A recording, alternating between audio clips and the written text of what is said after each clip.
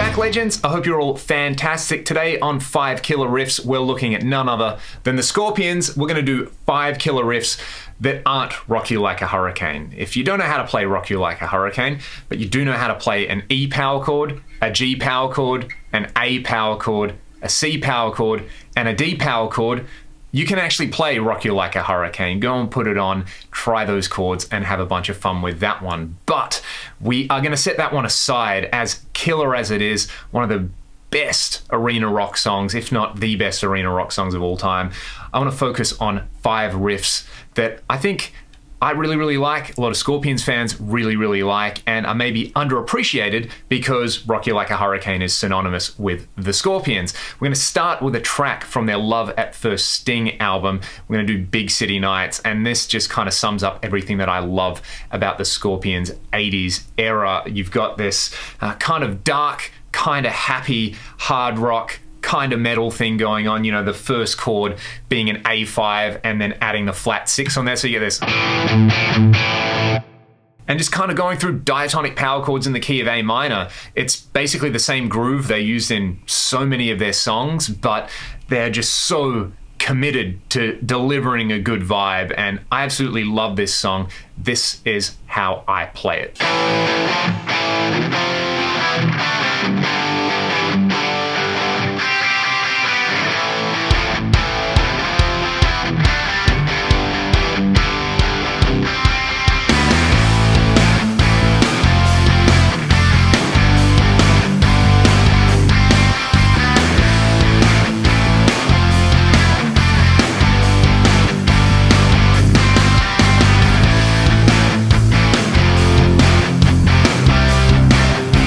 Following on in that kind of tradition of maybe slightly dark party rock and roll anthems, this next song really illustrates the genius of Rudolf Schenker's rhythm guitar playing. To me, Rudy belongs in the conversation with guys like Malcolm Young when it comes to the title of like greatest rock rhythm guitar player of all time. There's not a lot of chords in this, but the way he plays it on the record with the attack, the control over, you know, the entire duration of the chords is just perfect. I can't even get close to it, and believe me, I tried. I listened to it. I tried different picking techniques, different recording techniques.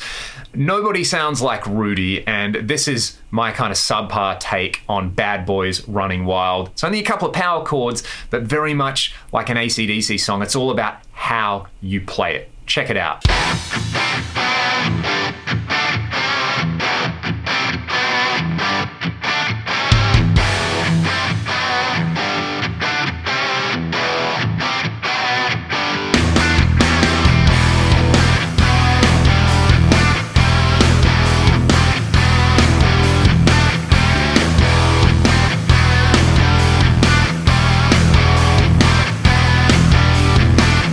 Let's fast forward a couple of years now to the first Scorpions song I actually ever heard. Well, I should say the first Scorpions song I ever heard where I was aware it was the Scorpions. It's off their Crazy World album, and it's called Tease Me Please Me. This might be the most 80s riff of all time because we're combining notes from the blues scale and the Dorian mode. So in the key of E, we're basically going low E, then we're going flat 5/5. Sounds kind of evil, but then we're hitting the flat 7th and the 6th, which kind of sounds like party rock and roll. And we're finishing off with the 4th and the minor 3rd. They're kind of classic bluesy things. So this is the riff on its own.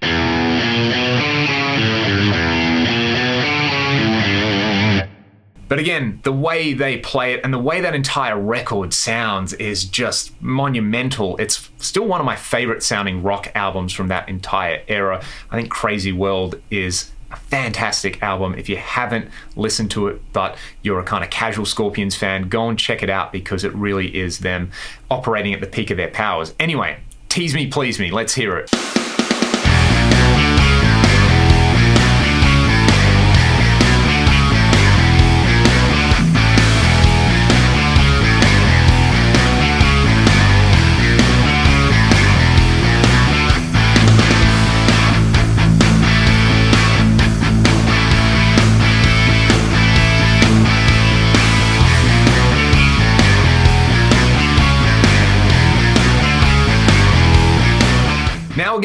on to the really juicy stuff. I said I wasn't going to include Rock You Like a Hurricane. I do have to include probably the Scorpions' other biggest hit, the other biggest hit being Wind of Change. But we're going to look at No One Like You, and again, all about economy. This one was clearly written as a song to be as effective as possible in arenas. And, you know, we just have an A power chord, an F power chord, and a G power chord. And then Matthias doing his Matthias thing of playing a lead that just sits perfectly in the pocket. This is a lot harder to play than I anticipated. And I think Matthias might be the most underrated lead player of the 80s because he can shred with the best of them. He's got a great vibrato. You know, he always played with a massive smile on his face and jumped around and had a really great time.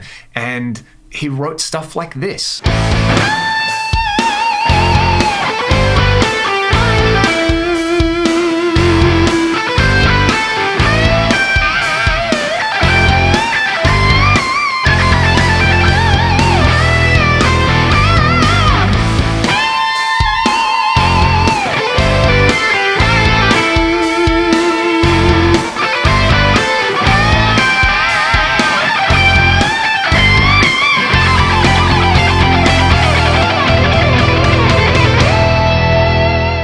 Now, the glaring omission from this video is I'm not featuring any Scorpions material that had Michael Schenker on there.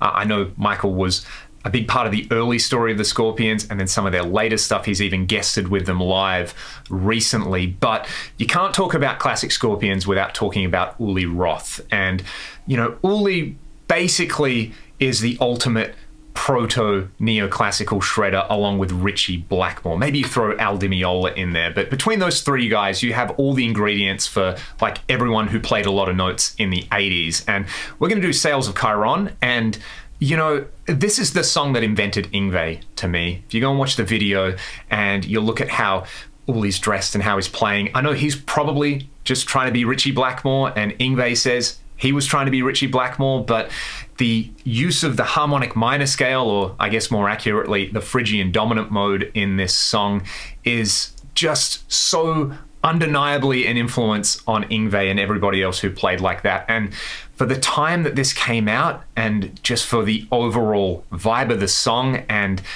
the just sheer balls out nature of what Uli's playing, this still takes my breath away. So I'm going to play you all out on this one. If there's any tracks that you think I missed, please let me know. What are your favorite Scorpions songs and riffs? Put them in the comments below. If you want to support the channel and see more videos like this, there's links to my Patreon and the music I make with my band Ragdoll in the video description. I will see you all next time.